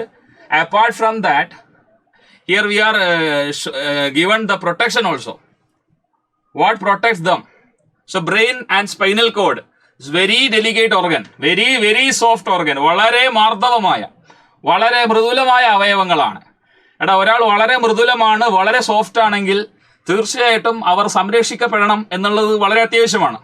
So brain is a very delicate organ, hence it need protection. So actually മനസ്സിലാക്കേണ്ട കാര്യം, brain is protected inside hard bony casing, hard bony protective covering which is called cranium or brain box. തലയോട്ടിക്കകത്താണ് നമ്മുടെ തലച്ചോറ് സംരക്ഷിക്കപ്പെട്ടിരിക്കുന്നത്. അത് മാത്രം മതിയെന്ന് ചോദിച്ചാൽ പോരാ, സംരക്ഷണം അത് പോരാ. ഈ ബ്രെയിനിനെ പൊതിഞ്ഞുകൊണ്ട് ട്രിപ്പിൾ ലെയർഡ് മെംബ്രെയിൻ, ഒന്നല്ല രണ്ടല്ല മൂന്ന്, triple layered protection, triple strong protection is called meninges. Meninges എന്ന് പറയുന്ന triple layered membrane is also covering the brain. കഴിഞ്ഞോ? പ്രൊട്ടക്ഷൻ കഴിഞ്ഞോ? നോ. മെനിഞ്ചസ് മാത്രം പോരാ. ഈ മെനിഞ്ചസിന്റെ അകത്ത് ലെയറുകളുടെ between the layers of meninges and also in the ventricles of the brain. Ventricles എന്ന് പറഞ്ഞാൽ മസ്തിഷ്ക അറകളാണ്. ഈ ബ്രെയിനിന് കുറെ കൺവല്യൂഷൻസ് വരുന്ന സമയത്ത് കുറെ മടക്കുകൾ ഉണ്ടാകുമ്പോൾ ഉള്ളിൽ സ്പേസസ് ഉണ്ട്. It's called ventricles of the brain. So ventricles of the brain and between the layers of the meninges, we have got a wonderful fluid protection called cerebrospinal fluid, which is formed from the blood and is reabsorbed back to the blood. ബ്ലഡിൽ നിന്ന് form ചെയ്യുന്നതും ബ്ലഡിലേക്ക് തന്നെ തിരിച്ച് പോകുന്നതുമായിട്ടുള്ള ഒരു ഫ്ലൂയിഡാണ് the cerebrospinal fluid. അതും പ്രൊട്ടക്ഷന്റെ ഭാഗമാണ്. ഇനി spinal കോഡിലേക്ക് വരുമ്പോൾ, സ്പൈനൽ കോഡ് എന്ന് പറയുന്നത് നീളത്തിലുള്ള ട്യൂബുലാർ സ്ട്രക്ചറാണ്. ആക്ച്വലി ബ്രെയിനിന്റെ തന്നെ കണ്ടിന്യൂവേഷൻ ആണ്. ബ്രെയിനിലെ മെഡുല ഒബ്ലോങ്കേറ്റ എന്ന് പറയുന്ന റീജിയൻ ഉണ്ട്, ഹൈൻഡ് ബ്രെയിനിൽ വരുന്ന ഭാഗം. അത് കണ്ടിന്യൂ ചെയ്ത് താഴേക്ക് വരുന്നതാണ് the spinal cord. It's protected by vertebral column. അതിനെ പ്രൊട്ടക്ട് ചെയ്യുന്ന വേർട്ടിബ്രൽ കോളമാണ്. സോ വേർഡ് പെയർ റിലേഷൻ ചോദിക്കുക, ബ്രെയിൻ 2 കുത്ത്, ക്രാനിയം ഓർ സ്കൾ. അങ്ങനെയാണെങ്കിൽ സ്പൈനൽ കോഡ് 2 കുത്ത് dash. Answer will be vertebral column. Protective covering of the spinal cord. അവിടെയും ഈ പറഞ്ഞിരിക്കുന്ന സ്പൈനൽ കോഡിനെ പ്രൊട്ടക്ട് ചെയ്യാനും മെനിഞ്ചസും ഉണ്ട്. മെനിഞ്ചസും സെറിബ്രോസ്പൈനൽ ഫ്ലൂയിഡ് ഒക്കെ അതിനകത്തും നിറഞ്ഞിട്ടുണ്ട്. സെൻട്രൽ കനാൽ എന്ന് പറയുന്ന പോർഷനിൽ സെറിബ്രോസ്പൈനൽ ഫ്ലൂയിഡ് നമ്മുടെ സ്പൈനൽ കോഡിൽ നമുക്ക് കാണാൻ സാധിക്കും. റെഡി സെറ്റ് അല്ലേ? ബ്രെയിൻ്റെ പാർട്സിലേക്ക് വരുമ്പോൾ ഇവിടെ നോക്കുക, 1 forebrain, midbrain, hindbrain. See 1 region is forebrain and there 2 region, കുറച്ച് മുകളിലേക്കായിട്ട് 2 region it's midbrain and at last 3 is hindbrain. ഈ ഹൈൻഡ് ബ്രെയിനിലാണ് ഈ പോൺസും സെറിബെല്ലവും മെഡുല ഒബ്ലോങ്കേറ്റ ഒക്കെ വരുന്നത്. ഇൻവോളണ്ടറി ആക്ഷൻസ് ഒക്കെ കൺട്രോൾ ചെയ്യുന്ന ഭാഗമാണ് മെഡുല ഒബ്ലോങ്കേറ്റ എന്ന് പറയുന്നത്. ഈ ഫോർ ബ്രെയിനിൽ വരുന്നതാണ് സെറിബ്രവും, പിന്നെ നമ്മുടെ ഡയൻസെഫലോൺ റീജിയൻ. അവിടെ നമ്മുടെ ഹൈപ്പോതലാമസ്, തലാമസ്, പിറ്റ്യൂട്ടറി ഒക്കെ ഉണ്ടല്ലോ, അങ്ങനെയുള്ള റീജിയൻസ് ഒക്കെ വരുന്നു. പിന്നെ സെറിബെല്ലം വരുന്നുണ്ട്. സെറിബെല്ലം അവിടെ പാർട്ട് നമ്പർ 7 കൊടുത്തിട്ടുണ്ട്. Cerebellum coordinating muscular activity and maintaining equilibrium of our body, maintaining body posture, maintaining body balance. അതാണ് അതിന്റെ ഫംഗ്ഷൻ എന്ന് പറയുന്നത്. പിന്നെ നമ്മുടെ ഫോർ ബ്രെയിനിൽ സെറിബ്രത്തിന്റെ ഫംഗ്ഷൻ എന്ന് പറയുന്നത് seat of intelligence, memory, will power, thought, അല്ലെ, ചിന്ത, ബുദ്ധി, ഓർമ്മ, ഭാവന, ഇമാജിനേഷൻ, ഇതിന്റെയൊക്കെ സെന്റർ ആണ്. Part of the brain that evoke sensation, നമ്മുടെ വിഷൻ, ഹിയറിംഗ്, ഇതൊക്കെ സെൻസേഷൻസ് ആണ്. സെൻസേഷൻസിന് ഇവോക്ക് ചെയ്യുന്ന ഭാഗം സെറിബ്രമാണ്. Okay, ready? അങ്ങനെയൊക്കെ ജസ്റ്റ് ഫംഗ്ഷൻസ് കൂടി ഓർത്ത് വെക്കുന്നത് വളരെ അത്യാവശ്യമാണ്. നമുക്ക് ജസ്റ്റ് നോക്കാം ഫോർ ബ്രെയിൻ. നമുക്ക് ജനറലൈസ് ചെയ്തുകൊണ്ട് എല്ലാത്തിനെയും നോക്കാം ജസ്റ്റ്. സോ ഇവിടെ കാണാം ഫോർ ബ്രെയിൻ്റെ ഏറ്റവും പ്രധാനപ്പെട്ട ഭാഗം ഇറ്റ്സ് കോൾഡ് സെറിബ്രം ആണ്. Cerebrum is the largest. സെറിബ്രത്തിനെ കുറിച്ച് പറയുമ്പോൾ ഏറ്റവും ലാർജസ്റ്റ് ഭാഗമാണ് cerebrum. Largest part of human brain is cerebrum. It's responsible for thinking, intelligence, voluntary actions. Voluntary means under our control. We can control those actions. Then memory, reasoning, emotion, hearing, smell, sight, speech, etc. Evoking the sensation. ഇതൊക്കെ ചെയ്യുന്നത് ഫോർ ബ്രെയിനിലെ സെറിബ്രമാണ്. Then മിഡ് ബ്രെയിനിലേക്ക് വരുമ്പോൾ actually midbrain is connecting forebrain with hindbrain. അതാണ് മിഡ് ബ്രെയിനിന്റെ പ്രധാനപ്പെട്ട സംഗതി എന്ന് പറയുന്നത്. അതിന്റെ പ്രധാനപ്പെട്ട എന്തിനാണ് ഈ കണക്ഷൻ എന്ന് വെച്ച് കഴിഞ്ഞാൽ ആക്ച്വലി ഇറ്റ്സ് റിലേയിങ്, അല്ലെ, അവിടെ പറയുന്നുണ്ട്, കൃത്യമായിട്ട് പറയുന്നുണ്ട്, relays motor impulses. Motor impulses എന്ന് പറഞ്ഞാൽ നമ്മുടെ മസിൽസിലേക്ക്, റിലേറ്റഡ് മസിൽസിലേക്ക്, ഗ്ലാൻസിലേക്ക് പോകേണ്ട ഇമ്പൾസിനെയാണ് മോട്ടോർ ഇമ്പൾസ് എന്ന് പറയാം. അപ്പൊ സെറിബ്രത്തിൽ നിന്ന് സ്പൈനൽ കോഡിലേക്കുള്ള ആ ഇമ്പൾസിന്റെ പ്രവാഹം അതിനെ കൺട്രോൾ ചെയ്യുന്നതാണ് midbrain. It's actually connecting forebrain and hindbrain. ഈ ഹൈൻഡ് ബ്രെയിൻ എന്ന് പറയുന്ന ഭാഗം ഇതാണ്, ഫോർ ബ്രെയിൻ എന്ന് പറയുന്ന ഭാഗം ഇതാണല്ലോ. അപ്പൊ ഇവിടെയല്ലേ നമ്മുടെ മിഡ് ബ്രെയിൻ ഉള്ളത്. അപ്പോൾ നമ്മുടെ ഫോർ ബ്രെയിനിലെ സെറിബ്രത്തിൽ നിന്നുള്ള ഇമ്പൾസ്, അതായത് മോട്ടോർ ഇമ്പൾസ്, നമ്മുടെ മസിൽസിലേക്കും ഗ്ലാൻഡിലേക്കൊക്കെ പോകേണ്ട ഇമ്പൾസ് സ്പൈനൽ കോഡിൽ എത്തണമല്ലോ. സോ അതിനെ കോർഡിനേറ്റ് ചെയ്യുന്ന ഭാഗമാണ് ഈ പറഞ്ഞിരിക്കുന്ന മിഡ് ബ്രെയിന്. അപ്പൊ മിഡ് ബ്രെയിൻ എന്ത് ചെയ്യും, അങ്ങോട്ടേക്ക്, അതായത് നമ്മുടെ താഴേക്ക് ഹൈൻഡ് ബ്രെയിൻ വഴി സ്പൈനൽ കോഡിലേക്ക് എത്തിക്കാൻ സഹായിക്കുന്നു. അതുപോലെ തന്നെ ഇവിടെ അടുത്തൊരു പോയിന്റ് പറയുന്നത് വളരെ ഇമ്പോർട്ടന്റ് ആണ്. സ്പൈനൽ കോഡിൽ നിന്ന് തിരിച്ച് ഫോർ ബ്രെയിനിലേക്ക് സെൻസറി ഇമ്പൾസ് വരണം. മോട്ടോർ ഇമ്പൾസ് നമ്മുടെ ഫോർ ബ്രെയിന് താഴേക്കാണ് വരുന്നത്, സെറിബ്രത്തിൽ നിന്ന് സ്പൈനൽ കോഡിലേക്ക് വന്നു. ഇനി അതുപോലെ തന്നെ സെൻസറി ഇമ്പൾസ് സ്പൈനൽ കോഡിൽ നിന്ന് ബ്രെയിനിലേക്ക് പോകുന്നുണ്ട്. റിഫ്ലക്സ് ആർക്ക് പഠിക്കുന്ന സമയത്ത് അവിടെ മെസ്സേജ് സെൻഡ് ടു ബ്രെയിൻ എന്ന് പറഞ്ഞ് കാണിച്ചിട്ടുണ്ട്, അല്ലെ? അതാ പറയുന്നത് റിലേ സെൻസറി ഇമ്പൾസ് എവിടുന്ന spinal cord to forebrain. അത് ചെയ്യുന്നത് മിഡ് ബ്രെയിൻ തന്നെയാണ്. ഇവിടുത്തെ ഏറ്റവും വലിയ പ്രത്യേകത ഇൻവോളണ്ടറി ആയിട്ടുള്ള ഈ വിഷ്വൽ ഓഡിറ്ററി റിഫ്ലക്സസിനെ കൺട്രോൾ ചെയ്യുന്നത്, കണ്ണുമായി ബന്ധപ്പെട്ട, ചെവിയുമായി ബന്ധപ്പെട്ട റിഫ്ലക്സുകൾ പ്രധാനമായും നിയന്ത്രിക്കപ്പെടുന്നത് മിഡ് ബ്രെയിൻ വഴിയാണ്. ഇനി ഹൈൻഡ് ബ്രെയിനിലേക്ക് വരുമ്പോൾ അതിൽ വരുന്ന ഭാഗങ്ങൾ സെറിബെല്ലം വരുന്നുണ്ട്, മെഡുല വരുന്നുണ്ട്, പിന്നെ അതുപോലെ തന്നെ പോൺസ് വരുന്നുണ്ട്. ഇതിൽ തന്നെ സെറിബെല്ലം നമ്മൾ പറഞ്ഞതുപോലെ പോസ്റ്ററും ബാലൻസും ആണ് മെയിൻറ്റെയിൻ ചെയ്യുന്നത്. കാരണം മസ്കുലാർ കോർഡിനേഷൻ, നമ്മുടെ ബ്രെയിനിന്റെ സെറിബെല്ലത്തിന്റെ ഏറ്റവും പ്രധാനപ്പെട്ട ഫംഗ്ഷൻ തന്നെ മസ്കുലാർ കോർഡിനേഷൻ ആണ്. മസ്കുലാർ കോർഡിനേറ്റഡ് ആണെങ്കിൽ മാത്രമേ ബാലൻസ് ചെയ്ത് നമുക്ക് നടക്കാൻ സാധിക്കുള്ളൂ. അതാണ് ഓർത്തു വെക്കേണ്ടത്. അങ്ങനെ നമ്മൾ നടക്കാൻ, അങ്ങനെ പ്രോപ്പറായിട്ട് ബാലൻസ് ചെയ്ത് നടക്കാൻ സഹായിക്കുന്നത്, ആ ബാലൻസ് മെയിൻറ്റെയിൻ ചെയ്ത് ആ പോസ്റ്റർ നിലനിർത്തി നടക്കാൻ സഹായിക്കുന്നത് സെറിബെല്ലമാണ്. മെഡുലയിലേക്ക് വരുമ്പോൾ involuntary actions like heart beat, breathing, പിന്നെ ബ്ലഡ് പ്രഷർ, സലൈവേഷൻ, വോമിറ്റിംഗ്, ഇതൊക്കെ കൺട്രോൾ ചെയ്യുന്നത് മെഡുല ഒബ്ലോങ്കട്ടയാണ്. നമുക്ക് കൺട്രോൾ ചെയ്യാൻ പറ്റാത്ത കാര്യങ്ങളാണ്, കോൺഷ്യസ്ലി പറ്റില്ല, ഇൻവോളണ്ടറി ആണ്. പോൺസ് എന്ന് പറയുന്ന റെസ്പിറേറ്ററി സിസ്റ്റത്തിലെ മൂവ്മെന്റുകൾ കാര്യങ്ങളൊക്കെ കൺട്രോൾ ചെയ്യുന്ന ഭാഗം പോൺസ് ആണ്. അടുത്തതായിട്ട് പെരിഫറൽ നെർവസ് സിസ്റ്റം. നമ്മൾ നേരത്തെ പറഞ്ഞതുപോലെ അതിൽ വരുന്ന ഭാഗങ്ങൾ, പെരിഫറൽ നെർവസ് സിസ്റ്റം പ്രധാനമായും നെർവുകൾ തന്നെയാണ് വരിക. അപ്പൊ എന്താണ് നെർവ് എന്ന് പറഞ്ഞു കഴിഞ്ഞാല് ബണ്ടിൽ ഓഫ് ആക്സോൺ എന്ന് പറയേണ്ടി വരും. നെർവ് എന്താണെന്ന് ചോദിച്ചാൽ ബണ്ടിൽ ഓഫ് ആക്സോൺ. അപ്പൊ ന്യൂറോൺ നമ്മൾ പഠിച്ചപ്പോൾ ഒരുപാട് ആക്സോൺ അല്ലെങ്കിൽ നെർവ് ഫൈബർ കണ്ടു, ആക്സോൺസ് അല്ലെ, നീളത്തിലുള്ള filament axons or nerve fibre. അപ്പോൾ ഈ നെർവ് ഫൈബർ അല്ലെങ്കിൽ ആ ആക്സോണിന്റെ കൂട്ടത്തെയാണ് നമ്മൾ എന്ത് പറയാ, നെർവ് എന്ന് പറയാം. So if anybody is asking you what do you mean by nerve, simply you can say bundle of axon or bundle of nerve fiber. അപ്പൊ നെർവ് ഫൈബറിന്റെ കെട്ടാണ്, അതിനെയാണ് നമ്മൾ എന്ത് പറയുന്നത്, നെർവ് എന്ന് പറയുന്നത്. അപ്പൊ ഇവിടെ വളരെ കൃത്യമായി കാണിച്ചിട്ടുമുണ്ട്, ഇതാ ആക്സോൺ കണ്ടോ. അപ്പൊ ഇതിങ്ങനെ ബണ്ടിൽ, നമ്മളിപ്പോ ഒരു വടി കഷ്ണം, ഒരു വടി എടുത്തു, ഇതൊരു വടിയാണ്, ഇതുപോലെ കുറെ വടികൾ ചേർന്ന് ഞാനൊരു കെട്ടാക്കി, അപ്പൊ അതിനെയാണ് നമ്മൾ നെർവ് എന്ന് പറയാം. അപ്പൊ ഇവിടെ ഇതിനെ കൃത്യമായി കണക്ട് ചെയ്ത് വെക്കുന്നത് കണക്റ്റീവ് ടിഷ്യൂ ആണ്. തീർച്ചയായിട്ടും ഇത് ബൈൻഡ് ചെയ്ത് നിൽക്കണമല്ലോ അല്ലെ, നെർവ് ഫൈബേഴ്സ് കറക്റ്റ് ബൈൻഡ് ചെയ്ത് നിൽക്കണം. അതിന് സഹായിക്കുന്നത് ആരാണ്, കണക്റ്റീവ് ടിഷ്യൂ ആണ്. കണക്റ്റീവ് ടിഷ്യൂ തീർച്ചയായിട്ടും ഈ പറഞ്ഞിരിക്കുന്ന നെർവ് ഫൈബറുകളെ കണക്ട് ചെയ്ത് വെക്കാൻ സഹായിക്കുന്നു. ജസ്റ്റ് ഒന്ന് ഓർത്ത് വെക്കാം കേട്ടോ. ഓക്കെ, ഇവിടെ ഒരു മൈലിയൻ ഷീത്ത് എന്ന് പറയുന്ന സ്ട്രക്ചർ കാണുന്നുണ്ട്. ഈ മൈലിയൻ ഷീത്ത് എന്താണ്? മൈലിയൻ ഷീത്ത് എന്ന് പറഞ്ഞാൽ ആക്സോണിനെ പ്രൊട്ടക്ട് ചെയ്യുന്ന കവറിങ്ങിനെയാണ് മൈലിയൻ ഷീത്ത് എന്ന് പറയാം. Okay, myelin sheath, protective layer covering axon, അത് ഉണ്ടാക്കിയിരിക്കുന്നത് ഷ്വാൻ സെല്ല് കൊണ്ടാണ്. ജസ്റ്റ് ഒന്ന് ഓർത്ത് വെക്കാം കേട്ടോ. അടുത്തതായിട്ട് ടൈപ്സ് ഓഫ് നെർവ് നമ്മൾ പറഞ്ഞു. ബ്രെയിനിൽ അറൈസ് ചെയ്യുന്ന ക്രാനിയൽ നെർവാണ്. സ്പൈനൽ കോഡ് അറൈസ് ചെയ്യുന്നത് സ്പൈനൽ നെർവാണ്. എണ്ണം പറയുമ്പോൾ 12 ജോഡി, 12 pair of cranial and 31 pair of spinal നെർവാണ് ബോഡിയിലുള്ളത്. ഇനി നമ്മൾ പഠിക്കേണ്ട മറ്റൊരു കാര്യം റിഫ്ലക്സ് ആക്ഷൻ എന്താണെന്നുള്ളതാണ് കേട്ടോ. നമുക്ക് പഠിക്കാനുള്ള ഭാഗം എന്ന് പറയുന്നത് റിഫ്ലക്സ് ആക്ഷൻ. റിഫ്ലക്സ് ആക്ഷൻ എന്താണ്? റിഫ്ലക്സ് ആക്ഷൻ, റിഫ്ലക്സ് ആക്ഷൻ എന്ന് പറയുന്നത് നമ്മുടെ കൺട്രോളിലല്ലാത്ത, നമ്മുടെ ഇച്ഛാനുസരണം അല്ലെങ്കിൽ നമ്മുടെ കൺട്രോളിലല്ലാതെ വളരെ പെട്ടെന്ന് സ്റ്റിമുലസിനെതിരെ നമ്മൾ നടത്തുന്ന റെസ്പോൺസിനെയാണ് നമ്മൾ റിഫ്ലക്സ് ആക്ഷൻ എന്ന് പറയുന്നത്. So in this picture you can see there is a lady who accidentally touching a hot pan filled with some soup or something, whatever may be. നമ്മുടെ വിഷയമല്ല. There is a hot pan in front of her and accidentally she touched the hot pan. What happened there? ആ ഒരു actually എന്ത് സംഭവിച്ചു? അവളുടെ കൈ പൊള്ളുകയാണ് അല്ലെ, burning sensation വന്നു. Immediately she is withdrawing Har hand.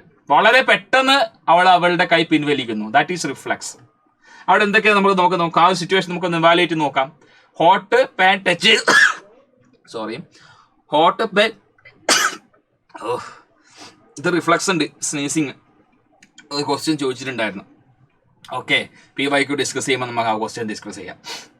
Okay, അതായത് നമ്മൾ ഹോട്ട് ഒബ്ജക്റ്റ് ടച്ച് ചെയ്തു, കൈ പൊള്ളി, ഉടനെ വിഡ്രോ ചെയ്തു. ഇതൊന്ന് ഇവാലുവേറ്റ് ചെയ്തേ. ഉടനെ വിഡ്രോ ചെയ്തു എന്ന് പറയുമ്പോൾ ക്യുക്കാണ്, സഡൻ ആണ്. ഉടനെ വിഡ്രോ ചെയ്തു. ഇനി ഞാൻ ഒരു കാര്യം ചോദിക്കട്ടെ, ഇവിടെ ആ ഒരു സ്ത്രീ ഹോട്ട് ഒബ്ജക്റ്റ് ടച്ച് ചെയ്തു, ഇങ്ങനെ ചിന്തിക്കുമോ? അയ്യോ എൻ്റെ കൈ പൊള്ളുകയാണല്ലേ, അയ്യോ ഞാൻ കൈ പിൻവലിക്കണം അല്ലേ, അയ്യോ എൻ്റെ കൈ പൊള്ളുകയാണ്, അയ്യോ അപ്പം ഞാൻ പിൻവലിച്ചു, അങ്ങനെയാണോ? നോ. അവൾ പോലും അറിയാതെ വളരെ പെട്ടെന്ന് അവൾ പിൻവലിച്ചു. അവൾ പോലും അറിയാതെ എന്ന് പറയുമ്പോൾ ഇൻവോളണ്ടറി ആണ്, ഇൻവോളണ്ടറി റെസ്പോൺസ് ആണ്. എന്തിനോടാണ്? സ്റ്റിമുലൈ. ഇവിടുത്തെ സ്റ്റിമുലൈ എന്താ? ഈ എക്സാമ്പിളിലെ സ്റ്റിമുലൈ എന്ന് പറയുന്നത് ഹീറ്റാണ്. അപ്പം അതിനെയാണ് നമുക്ക് ചിന്തിക്കുന്നില്ല. വളരെ പെട്ടെന്ന് നമ്മുടെ കൈക്ക് ബേണിംഗ് ഉണ്ടാവാൻ പാടില്ല, അധികം ഡാമേജ് പറ്റാൻ പാടില്ല സെല്ലുകൾക്ക്. അപ്പം അതുകൊണ്ട് വളരെ പെട്ടെന്ന് നമ്മുടെ ബോഡി എന്ത് ചെയ്യാണ്? റെസ്പോണ്ട് ചെയ്യാണ്. അതിനെയാണ് റിഫ്ലക്സ് എന്ന് പറയുന്നത് കേട്ടോ. ആ റിഫ്ലക്സ് ആക്ഷനിൽ ഇമ്പൾസ് സഞ്ചരിക്കുന്ന ഒരു വഴിയുണ്ട്, ഇമ്പൾസിന്റെ വഴി, അതിനെയാണ് റിഫ്ലക്സ് ആർക്ക് എന്ന് പറയാം. അപ്പൊ ആർക്ക് എന്ന് വെച്ചാൽ എന്ത് പറയണം? ആർക്ക് എന്ന് പറഞ്ഞാൽ തന്നെ വഴി എന്ന അല്ലെ, വഴിയാണെന്ന് ഓർത്ത് വെക്കാം. പാത്ത് വേ നമ്മൾ ഇംഗ്ലീഷിൽ പറയുകയാണെങ്കിൽ പാത്ത് വേ എന്ന് പറയും അല്ലേ, path way of impulse in reflux action, അത്രേ പറഞ്ഞാൽ മതി. പാത്ത് വേ ഓഫ് ഇമ്പൾസ് ആണ്, path way of impulse, path way of impulse during A reflux action. അതായത് എൻ്റെ മക്കളൊന്ന് ശ്രദ്ധിച്ചേ, hot object, stimulus, heat energy, touch ചെയ്തു. ടച്ച് ചെയ്യുമ്പോൾ നമ്മുടെ സ്കിന്നിൽ എന്തുണ്ട്, റിസപ്റ്റർ ഉണ്ട്. സ്റ്റിമുലസിനെ റിസീവ് ചെയ്യാൻ റിസപ്റ്ററിന് പറ്റും. സ്റ്റിമുലസിനെ റിസീവ് ചെയ്യുന്ന ആരാണ്, റിസപ്റ്റർ, നിങ്ങൾക്ക് അറിയാമല്ലോ. അപ്പോൾ ഇവിടെ ഹോട്ട് ഒബ്ജക്റ്റിനെ ടച്ച് ചെയ്തപ്പോൾ നമ്മുടെ സ്കിന്നിലെ റിസപ്റ്റർ എന്ത് ചെയ്തു, സ്റ്റിമുലസിനെ റിസീവ് ചെയ്തു. മനസ്സിലായോ?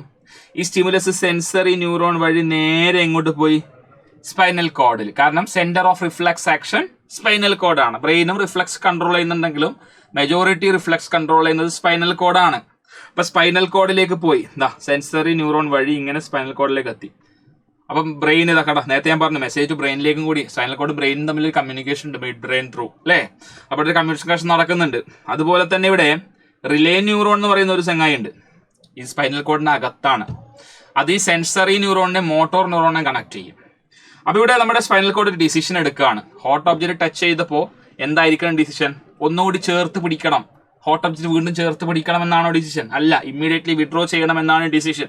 സോ ആ ഡിസിഷൻ എന്ത് ചെയ്യുന്നു, മോട്ടോർ ന്യൂറോൺ വഴി നേരെ ഇങ്ങനെ വന്നു ഇഫക്റ്ററിലേക്ക് പോയി.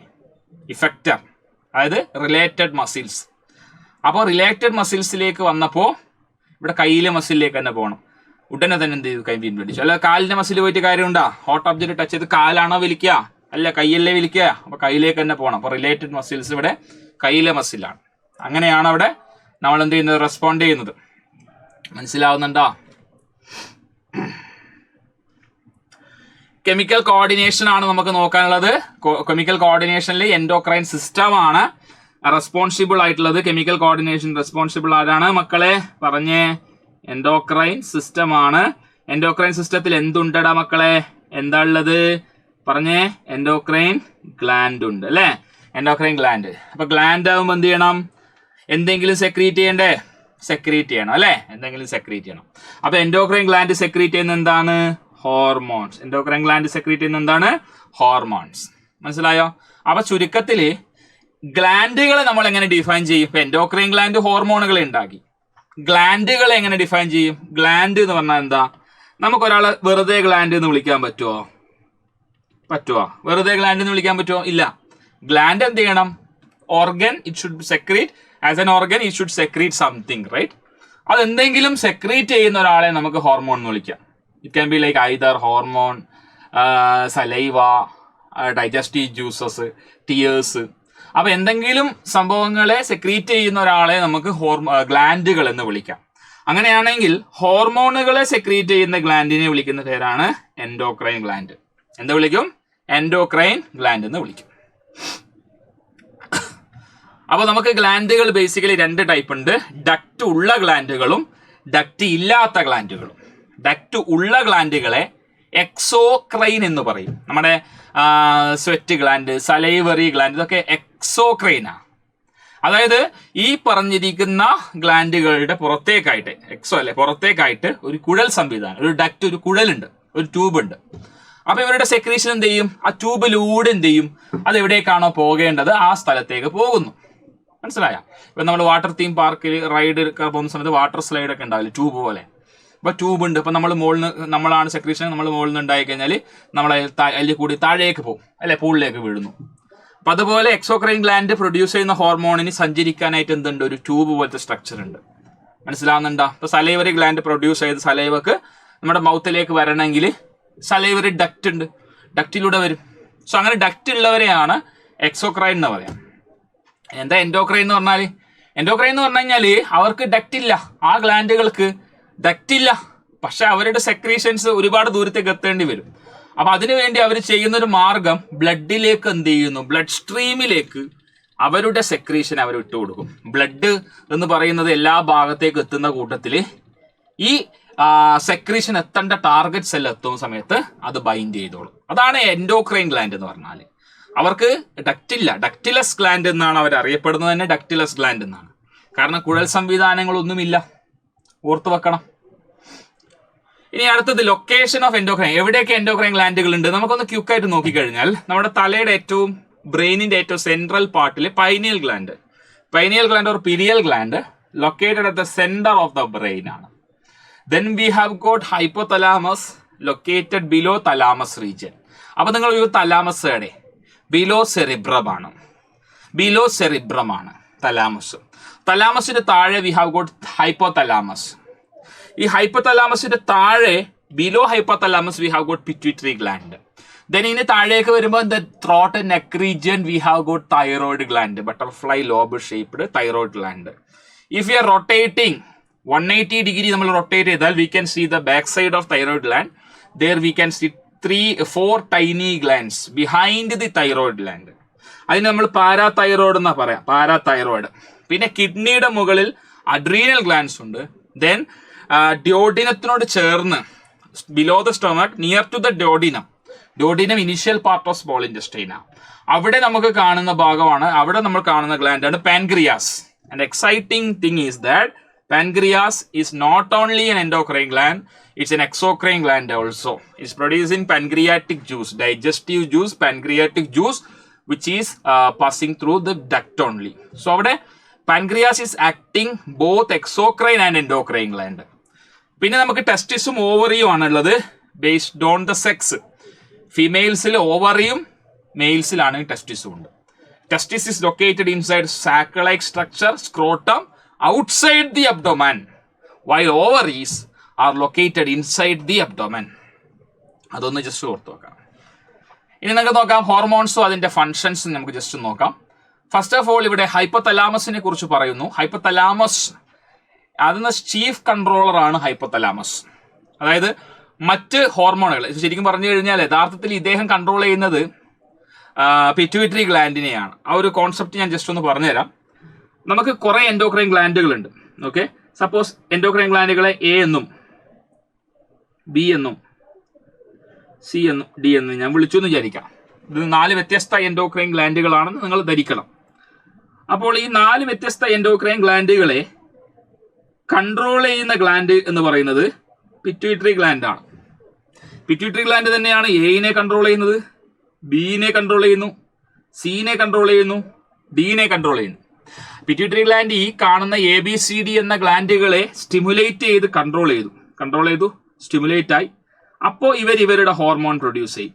എന്റെ ഹോർമോൺ പ്രൊഡ്യൂസ് ചെയ്തു, ബിന്റെ ഹോർമോൺ പ്രൊഡ്യൂസ് ചെയ്തു, സിന്റെ ഹോർമോൺ പ്രൊഡ്യൂസ് ചെയ്തു, ഡിന്റെ ഹോർമോൺ പ്രൊഡ്യൂസ് ചെയ്തു. അപ്പൊ നിങ്ങൾ നോക്കിക്കേ, ABCD എന്ന് പറയുന്ന എൻഡോക്രൈൻ ഗ്ലാൻഡ് ആണെങ്കിലും ഇവര് ഹോർമോണിനെ പ്രൊഡ്യൂസ് ചെയ്യുന്നത് എപ്പോഴാണ്? സ്റ്റിമുലേറ്റഡ് ആവുമ്പോഴാണ്. അപ്പൊ എയും ബിയും സിയും ഡിയും സ്റ്റിമുലേറ്റഡ് ആവണമെങ്കിൽ ആര് ഹെൽപ്പ് ചെയ്യണം? Pituitary gland. ഈ പിറ്റ്യൂട്ടറി ഗ്ലാൻഡിനെ അതുകൊണ്ട് തന്നെയാണ് നമ്മൾ ഇതിനെ മാസ്റ്റർ ഗ്ലാൻഡ് എന്ന് വിളിക്കുന്നത്. വെറുതെ വിളിക്കൂല. പിറ്റ്യൂട്ടറി ഗ്ലാൻഡിനെ മാസ്റ്റർ ഗ്ലാൻഡ് എന്ന് വിളിക്കുന്നത് അതുകൊണ്ട് തന്നെയാണ്. Pituitary gland is able to control all other endocrine glands of our body. That is why we are calling pituitary gland as a master gland. വെറുതെ വിളിക്കൂല. സോ ആ master ഗ്ലാൻഡിനെ control ചെയ്യുന്ന വലിയ ആളാണ് hypothalamus.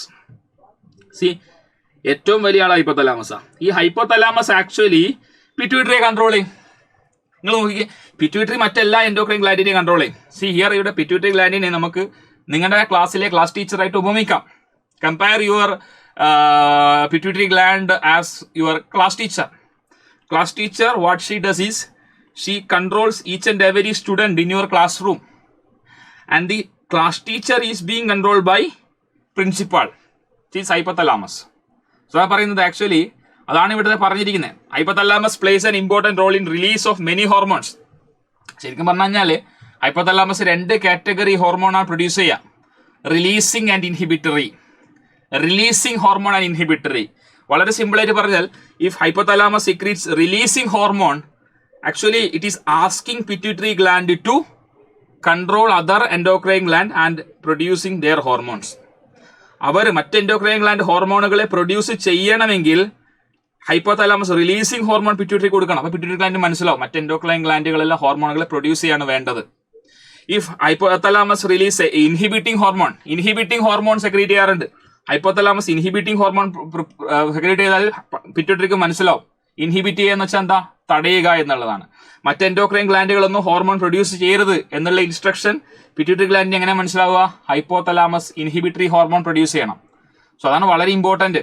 ഒരു ഉദാഹരണം ഇവിടെ പറയുന്നത് ഗ്രോത്ത് ഹോർമോൺ. ഗ്രോത്ത് ഹോർമോൺ എന്ന് പറയുന്നത് സൊമാറ്റോട്രോപ്പിൻ ആണ്. സൊമാറ്റോട്രോപ്പിൻ ഒരു ഗ്രോത്ത് ഹോർമോൺ.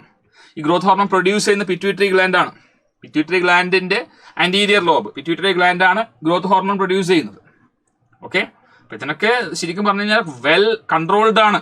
നമുക്ക് വെറുതെ തോന്നിയതുപോലെ സംഭവിക്കുന്ന കാര്യങ്ങളൊന്നുമല്ല. അപ്പോൾ ആദ്യം ഹൈപ്പോതലാമസ് ഇൻസ്ട്രക്ഷൻ കൊടുത്തത് പ്രകാരം മാത്രമേ പിറ്റ്യൂട്ടറി ഗ്ലാൻഡ് മറ്റെല്ലാ ഗ്ലാൻഡുകളെയും കൺട്രോൾ ചെയ്യത്തുള്ളൂ. മറ്റൊരു എക്സാമ്പിൾ ആണ് TSH, thyroid stimulating hormone. Pituitary gland produce ചെയ്യുന്ന ഒരു ഹോർമോണിന്റെ പേരാണ് TSH, thyroid stimulating hormone produced by pituitary gland. ഇത് ആക്ച്വലി തൈറോയിഡ് ഗ്ലാൻഡിനെ, പേര് പോലെ തന്നെ തൈറോയിഡ് ഗ്ലാൻഡിനെ കൺട്രോൾ ചെയ്യുന്ന ഹോർമോണാണ്. അപ്പൊ തൈറോയിഡ് ഗ്ലാൻഡിനെ കൺട്രോൾ ചെയ്യുന്നത് വഴിയാണ് തൈറോയിഡ് ഗ്ലാൻഡ് തൈറോക്സിൻ എന്ന ഹോർമോണും കാൽസിട്ടോണിൻ എന്ന ഹോർമോണൊക്കെ പ്രൊഡ്യൂസ് ചെയ്യാം. അപ്പൊ തൈറോയിഡ് ഗ്ലാൻഡ് സ്റ്റിമുലേറ്റഡ് ആയി തൈറോക്സിൻ പ്രൊഡ്യൂസ് ചെയ്യണമെങ്കിൽ ബിഫോർ ദാറ്റ് TSH ആര് പ്രൊഡ്യൂസ് ചെയ്യണം? പിറ്റ്യൂട്ടറി പ്രൊഡ്യൂസ് ചെയ്യണം. അതും ആരുടെ ഇൻസ്ട്രക്ഷൻ പ്രകാരമായിരിക്കും? Hypothalamus. Hypothalamus releasing hormone produce ചെയ്തെങ്കിൽ മാത്രമേ അവിടെ പിറ്റ്യൂട്ടറി ഗ്ലാൻഡ് മനസ്സിലാവും മറ്റ് ഹോർമോൺ പ്രൊഡ്യൂസ് ചെയ്യേണ്ട സമയമാണ്. സോ അവർ റെസ്പെക്റ്റീവ് ആയിട്ട് pituitary gland stimulating hormone produce ചെയ്യും. അത് നേരെ റെസ്പെക്റ്റീവ് ഗ്ലാൻഡിലേക്ക് പോയി അവിടെ സ്റ്റിമുലേറ്റ് ചെയ്തതിന് ശേഷം ആ റെസ്പെക്റ്റീവ് ഗ്ലാൻഡ് അവരുടെ ഹോർമോണുകൾ സെക്രീറ്റ് ചെയ്യുന്നു. ഇതാണ് അവിടുത്തെ ബേസിക് ആയിട്ടുള്ള വർക്കിംഗ് എന്ന് പറയുന്നത്. അവിടെ മറ്റു ഗ്ലാൻഡുകളും അതിന്റെ ഫങ്ഷൻസും കൊടുത്തിട്ടുണ്ട്. Pituitary gland producing growth hormone, its function is regulating the growth. Pineal gland producing melatonin, sleep wake cycle control ചെയ്യുന്ന ഹോർമോണാണ് മെലാറ്റോണിൻ. ഡെയിലി റിതം കൺട്രോൾ ചെയ്യുന്ന ഹോർമോണാണ് melatonin. Then thyroid producing thyroxine, അതുകൂടാതെ കാൽസിട്ടോണിനും ഉണ്ട്. ഇപ്പോൾ തൈറോക്സിൻ പഠിക്കണം. Thyroxine carbohydrate, fat, metabolism, protein metabolism ഒക്കെ കൺട്രോൾ ചെയ്യും. ബേസൽ മെറ്റബോളിസം എന്ന് പറയാം, കൺട്രോൾ ചെയ്യുന്നു, റെഗുലേറ്റ് ചെയ്യുന്നു. Then adrenal gland producing adrenaline. അതിന്റെ മെയിൻ ഫംഗ്ഷൻ നമ്മുടെ ബോഡി എമർജൻസി സിറ്റുവേഷനെ ഫേസ് ചെയ്യുക എന്നുള്ളതാണ്. Either to fight or to flee from the situation. Induces flight or fight response. Then pancreas producing insulin reduces the sugar level in the blood. Insulin കൂടാതെ ഗ്ലൂക്കഗോണും produce ചെയ്യുന്നുണ്ട്. രണ്ട് ഹോർമോണും കൂടിയിട്ടാണ് regulate ചെയ്യപ്പെടുന്നത്. അതിൽ insulin എന്ന് പറയുന്ന ഹോർമോൺ കുറക്കാൻ സഹായിക്കുന്നു, ഗ്ലൂക്കഗോൺ ബ്ലഡ് ഷുഗർ കൂട്ടാൻ സഹായിക്കുന്നു. ദെൻ ഗൊണാഡ് എന്ന് പറയുമ്പോൾ പ്രൈമറി സെക്സ് ഓർഗൻ ആണ്. In male it is testis which produces testosterone, the male hormone, sex hormone. Then female, അതിൽ നമ്മുടെ ഇതാണ് ഓവറിയാണ്. It produces oestrogen and progesterone. ഈസ്ട്രജനും പ്രൊജസ്റ്ററോണും ഉണ്ട്. സെക്കൻഡറി സെക്ഷൽ ക്യാരക്ടേഴ്സ് കൺട്രോൾ ചെയ്യും. മെയിലാണെങ്കിൽ beard growth, moustache growth, shoulder widening, പിന്നെ body hair growth, pubic hair growth, ഇതൊക്കെയാണ്. വോയിസ് ചേഞ്ച്, വോയിസ് കുറച്ചുകൂടെ ഡീപ്പറാവും. ഫീമെയിൽസിലാണെങ്കിൽ hip enlargement, then body hair growth, armpit hair growth, then breast enlargement, ഇങ്ങനെയുള്ള കാര്യങ്ങളൊക്കെ control ചെയ്യും. പിന്നെ പ്രൊജസ്ട്രോണിന്റെ കേസിൽ പ്രഗ്നൻസി പീരീഡ് വരുന്ന സമയത്ത് കുറച്ചുകൂടി കൂടുതലായിട്ട് എയ്ഡ് ചെയ്യും, ഹെൽപ്പ് ചെയ്യും. അതാണ് ഓർത്തു വെക്കേണ്ട കാര്യങ്ങൾ. ദെൻ ലാസ്റ്റ് ടോപ്പിക്കാണ് പ്ലാന്റിലെ കോർഡിനേഷൻ. പ്ലാന്റ് മൂവ്മെന്റ് ഉണ്ട്. ആദ്യം മനസ്സിലാക്കുക, പ്ലാന്റ് രണ്ട് ടൈപ്പ് മൂവ്മെന്റ്, ട്രോപ്പിക് ആൻഡ് നാസ്റ്റിക്. മനസ്സിലാക്കി പഠിച്ചാൽ അത്രേ ഉള്ളൂ.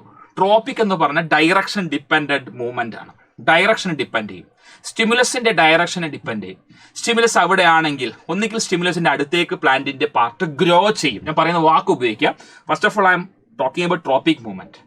ഡയറക്ഷൻ ഡിപ്പെൻഡന്റ് മൂവ്മെന്റ് സ്റ്റിമുലസിന്റെ ഡയറക്ഷനെ ഡിപ്പെൻഡ് ചെയ്യും. സോ ഇന്ന ഏരിയയിൽ സ്റ്റിമുലസ് ഉണ്ടെന്ന് വിചാരിക്കാം. അപ്പൊ ആ സ്റ്റിമുലസ് അവിടെ ഉണ്ടെങ്കിൽ ഒന്നുകിൽ പ്ലാന്റിന്റെ പാർട്ട് അതിന്റെ അടുത്തേക്ക് വളരും, അല്ലെങ്കിൽ സ്റ്റിമുലസ് എവിടെയുണ്ടോ അതിന്റെ ഓപ്പോസിറ്റ് വളരും. എനിവേ, സ്റ്റിമുലസിന്റെ ഡയറക്ഷനെ വളരെയധികം പ്രാധാന്യം കൽപ്പിക്കുന്ന ഒരു മൂവ്മെന്റ് ആണ് ട്രോപ്പിക് മൂവ്മെന്റ്. സ്ലോ ആയിരിക്കും ട്രോപ്പിക് മൂവ്മെന്റ്, ഫാസ്റ്റ് അല്ല, സ്ലോ ആണ്.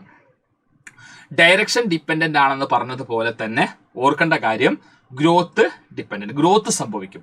ട്രോപ്പിക് മൂവ്മെന്റ് സംഭവിക്കുന്നുണ്ടെങ്കിൽ പ്ലാന്റിന്റെ പാർട്ടിന് ഗ്രോത്ത് ഉണ്ടാവും. ഗ്രോത്ത് ഡിപ്പെൻഡന്റ് ആണ്. ഡയറക്ഷൻ ഡിപ്പെൻഡന്റും ഗ്രോത്ത് ഡിപ്പെൻഡന്റുമാണ് ട്രോപ്പിക് മൂവ്മെന്റ്. സ്ലോ ആയിരിക്കും ട്രോപ്പിക് മൂവ്മെന്റ്. നാസ്റ്റിക് എന്ന് പറയുമ്പോൾ ഒരിക്കലും സ്റ്റിമുലസിന്റെ ഡയറക്ഷൻ ഡിപ്പെൻഡ് ചെയ്യില്ല. ഞാൻ പറയുന്ന വാക്ക് ശ്രദ്ധിക്കുക, ഡയറക്ഷനെ ഡിപ്പെൻഡ് ചെയ്യില്ല. സ്റ്റിമുലസ് വേണം, ബട്ട് ഡയറക്ഷനെ ഡിപ്പെൻഡ് ചെയ്യില്ല. സ്റ്റിമുലസ് ഇന്ന ഡയറക്ഷൻ ആണെന്ന് വെച്ചാൽ മൂവ്മെന്റ് ഒന്നുകിൽ ആ ഡയറക്ഷൻ ആവാം, അല്ലെങ്കിൽ അതല്ലെങ്കിൽ അല്ലാത്ത ഏത് ഡയറക്ഷനിലേക്കും ആവാം. സോ ഡയറക്ഷൻ ഒരിക്കലും ഡിപ്പെൻഡ് ചെയ്യുന്നില്ല. ഫാസ്റ്റർ ആണ്. മാത്രമല്ല ഇവിടെ പ്ലാന്റിന്റെ പാർട്സിന് ഗ്രോത്ത് സംഭവിക്കുന്നില്ല. അപ്പൊ നാസ്റ്റിക്കിൽ ഗ്രോത്ത് സംഭവിക്കുന്നില്ല എന്ന് ഓർത്തു വെക്കാം. ട്രോപ്പിക് മൂവ്മെന്റ് പോസിറ്റീവ് ആവാം, നെഗറ്റീവ് ആവാം. ഇത് ഡയറക്ഷൻ ഡിപ്പെൻഡന്റ് ആണെന്ന് പറഞ്ഞപ്പോൾ ഞാൻ പറഞ്ഞു, സ്റ്റിമുലസിന്റെ അടുത്തേക്ക് ചിലപ്പോൾ മൂവ് ചെയ്യാം, സ്റ്റിമുലസിന്റെ എവേ ഗ്രോ ചെയ്യാം. സ്റ്റിമുലസിന്റെ അടുത്തേക്ക് ഗ്രോ ചെയ്യുന്നുണ്ടെങ്കിൽ it's called positive tropism towards the stimuli ആണെങ്കിൽ. സ്റ്റിമുലസിൽ നിന്ന് എവേ ആണ് വരുന്നതെങ്കിൽ നെഗറ്റീവ് ആയിരിക്കും. Okay, negative tropism. അപ്പൊ ഞാൻ പറഞ്ഞു വളരെ സ്ലോ ആയിരിക്കും, ഡയറക്ഷൻ ഡിപ്പെൻഡന്റ് ആണ്, ഗ്രോത്ത് ഡിപ്പെൻഡന്റ് ആണ്. ഇത് example phototropism, tropic movement example ആണ് phototropism. Shoot system of the plant, ഒരു പ്ലാന്റിന്റെ shoot always grow towards the light, growing growth dependent towards the light, light is the stimuli depending the direction of the stimuli അല്ലെ. അപ്പൊ അവിടെ എന്താണ് positive phototropism because it's growing towards the light shoot. What about root? Root is growing against the light, negative phototropism. Then geotropism, stimulus is gravity. Roots and shoots, if you consider roots and shoot, root always grow downwards. Downward is the action of gravity also happen downward direction only. So positively geotropic, root. What about shoot? Gravity acting vertically downwards, shoot is growing in the opposite direction. So shoot is negatively geotropic. Then chemotropism, due to some chemicals. Pollen tube. After pollination, pollen grain germinate and pollen tube will grow through the style of the pistil. അപ്പോൾ സ്റ്റൈലിലൂടെ പോകുന്ന സമയത്ത് actually is guided by some chemical in the ovary. So ആ chemical അനുസരിച്ചിട്ടാണ് pollen tube grow ചെയ്യുന്നത്. So direction dependent ആണ്, growth ഉണ്ട്. That is positive chemotropism. Negative chemotropism ഉണ്ട്. റൂട്ട്സ് നമ്മുടെ മണ്ണിന്റെ പല ഭാഗങ്ങളിലേക്ക് റൂട്ട്സ് എത്തും. ഈ റൂട്ട്സ് കെമിക്കൽ എന്തെങ്കിലും ഹാംഫുൾ ടോക്സിക് കെമിക്കൽ ഉണ്ടെങ്കിൽ റൂട്ട് ആ ഡയറക്ഷനിലേക്ക് പോകില്ല, അത് ഡിക്റ്റേറ്റ് ചെയ്തിട്ട് ഡയറക്ഷൻ മാറ്റും. അപ്പൊ കെമിക്കലിന് എഗെയിൻസ്റ്റ് പോകുന്നുണ്ട് റൂട്ട്സ്. ഓക്കെ. ഇനി ഹൈഡ്രോട്രോപ്പിസം ഉണ്ട്. വാട്ടർ റൂട്ട്സ് എപ്പോഴും എങ്ങോട്ടാ പോവുക? വാട്ടറിലടുത്തേക്ക് റൂട്ട് വളർന്നു പോകുന്ന നിങ്ങൾ ശ്രദ്ധിച്ചിട്ടുണ്ടാവും. So that is positive hydrotropism. What about shoot അങ്ങനെ വാട്ടർ ഇല്ലടത്തേക്ക് പോകുന്നില്ല, വാട്ടർ അണ്ടർഗ്രൗണ്ടിലാണുള്ളത്. സോ വാട്ടറിലടുത്തേക്ക് പോകുന്നില്ല. So that is negative. Shoot is negative hydrotropism. The touch ഉണ്ട്, തീമോട്രോപ്പിസം ഉണ്ട്. ഇപ്പോൾ നമ്മളിപ്പോൾ ഒരു സപ്പോർട്ട് വെച്ചു ആൻഡ് ക്ലൈംബറിന്റെ പ്രത്യേകത plants with weaker stem. So they always need a support. So അവിടെ ടെൻഡ്രിൽസ് ആർ ദ മോഡിഫിക്കേഷൻ അല്ലെ, ലീഫ് മോഡിഫിക്കേഷൻ, സ്റ്റെം മോഡിഫിക്കേഷൻ ആണ് ടെൻഡ്രിൽസ്. ഈ ടെൻഡ്രിൽസ് ലീഫ് ടെൻഡ്രിലായിക്കോട്ടെ സ്റ്റെം ടെൻഡ്രിലായിക്കോട്ടെ സപ്പോർട്ട് ടച്ച് ചെയ്യുമ്പോൾ ഓപ്പോസിറ്റ് സൈഡിൽ സെൽ ഡിവിഷൻ സംഭവിച്ച് കേളിംഗ് ആക്ഷൻ ഉണ്ടായി, അവിടെ ഗ്രോത്ത് സംഭവിക്കുന്നതിന്റെ റീസൺ എന്താ? തിഗ്മോട്രോപ്പിസം ആണ്. ഇനി നാസ്റ്റിക് മൂവ്മെന്റിലേക്ക് വരുമ്പോൾ nastic I told you not depending on the growth, not depending on the direction of stimuli, but direction independent and growth independent and very fast response. Example, Mimosa pudica touch me not plant. So touch me not plant ine ആണ് തിഗ്മോനാസ്റ്റി പറയുന്നത്. തിഗ്മോ എന്ന് വെച്ചാൽ touch, നാസ്റ്റിക് movement ഏറ്റവും വലിയ example ആണ് thigmonastic. അത് touch me not plant. Touch me not പ്ലാന്റിന് നമ്മൾ ലീഫ് ടച്ച് ചെയ്താൽ ഡ്രൂപ്പ് ചെയ്യും. എന്തുകൊണ്ടാ? ലീഫ് ടച്ച് ചെയ്യുമ്പോൾ ഏത് ഡയറക്ഷനിൽ ടച്ച് ചെയ്താലും ഡ്രൂപ്പ് ആവും. For example, if this is the leaf, I M touching from upper side, drupe like this. If I am touching from lower side, droop like this only. From the sideways also, drooping the same way. Because stimulus വേണം, പക്ഷെ അതിന്റെ direction ഒരിക്കലും depend ചെയ്യുന്നില്ല. The response will be in the same direction only. അവ growth dependent അല്ല, I mean direction dependent അല്ല. And also നമ്മൾ touch ചെയ്യുമ്പോൾ ഇതിന് വളർച്ച സംഭവിക്കുന്നുണ്ടോ? ഇല്ല. So no growth, no dependency on the direction of the stimuli. Then what is the responsible factor for this drooping of the leaf? Actually, സെല്ലുകൾക്കകത്തുള്ള water അത് leave ചെയ്യുമ്പോൾ ഉണ്ടാകുന്ന പ്രഷർ ഡിഫറൻസ്, നമ്മൾ ടച്ച് ചെയ്യുമ്പോൾ സെല്ലിനകത്തുള്ള വാട്ടർ പുറത്തേക്ക് വരുന്ന കേസസ് വരുന്ന സമയത്ത് വാട്ടർ നേരെ പൾവൈനസിലേക്ക് കളക്ട് ചെയ്യപ്പെടുകയാണ് ചെയ്യുന്നത്. അപ്പോൾ ടർഗർ പ്രഷറിന്റെ ഡിഫറൻസസ് ആണ് ആക്ച്വലി ഈ ലീഫ് ഫോൾഡ് ചെയ്യാൻ. അത് നമ്മുടെ സ്റ്റൊമാറ്റൽ ഓപ്പണിംഗ് ക്ലോസിംഗ് മൂവ്മെന്റ്, അതും ഒരു നാസ്റ്റിക് മൂവ്മെന്റ് തന്നെയാണ്. ഓക്കെ. അവിടെ ഗ്രോത്ത് സംഭവിക്കുന്നില്ല, സിബിഎസിന്റെ ഡയറക്ഷൻ ഡിപ്പെൻഡ് ചെയ്യുന്നില്ല, അതൊക്കെയാണ് ഓർത്ത് വെക്കുന്നത്. ദെൻ എൻഡോക്രൈൻ ഗ്ലാൻഡിന്റെ ലൊക്കേഷൻ പ്ലാന്റിന്റെ കേസിലുള്ളതാണ് phytohormones or plant hormones. ശരിക്കും പറഞ്ഞാൽ ഇവിടെ ഗ്ലാൻഡുകൾ എന്നുള്ള രീതിയിൽ ശരിക്കും നമുക്ക് അവിടെ പറയാൻ സാധിക്കില്ല. ഓക്കെ, നമുക്ക് ഹോർമോൺ പ്രൊഡ്യൂസ് ചെയ്യുന്ന റീജിയൻസ് എന്നല്ലാതെ ഗ്ലാൻഡുകൾ എന്നുള്ള രീതിയിൽ നമുക്ക് പറയാൻ സാധിക്കുന്നില്ലെങ്കിലും നമുക്കിവിടെ ഹോർമോണുകൾ, ഫൈറ്റോ ഹോർമോൺസ് തീർച്ചയായിട്ടും പ്ലാന്റ്സിൽ പ്രൊഡ്യൂസ് ചെയ്യപ്പെടുന്നുണ്ട്. പ്ലാന്റ് ഹോർമോൺ, ഫൈറ്റോ ഹോർമോൺ അഥവാ growth regulator, plant growth regulator എന്ന് വേണമെങ്കിൽ നിങ്ങൾക്ക് പറയാം. റെഗുലേറ്റ് ചെയ്യുക എന്ന് പറഞ്ഞാൽ either it will promote or inhibit. That's what is called regulation. നമുക്ക് പ്രൊമോട്ടും ചെയ്യാം, ഇൻഹിബിറ്റും ചെയ്യാം. അങ്ങനെ വരുമ്പോൾ നമുക്ക് 5 തരം ഹോർമോണുകൾ വരുന്നുണ്ട്: auxin, cytokinin, gibberellin, abscisic acid, ethylene. ഇതിലെ ഓക്സിനും സൈറ്റോകൈനിനും ജിബർലിനും ഗ്രോത്ത് പ്രൊമോട്ട് ചെയ്യുന്ന ഹോർമോണുകളാകുമ്പോൾ ആബ്സിസിക് ആസിഡ് ഗ്രോത്ത് ഇൻഹിബിറ്റിംഗ് ആണ്. ആബ്സിസിക് ആസിഡ് എപ്പോഴും ഗ്രോത്ത് തടയുന്ന ആളാണ്.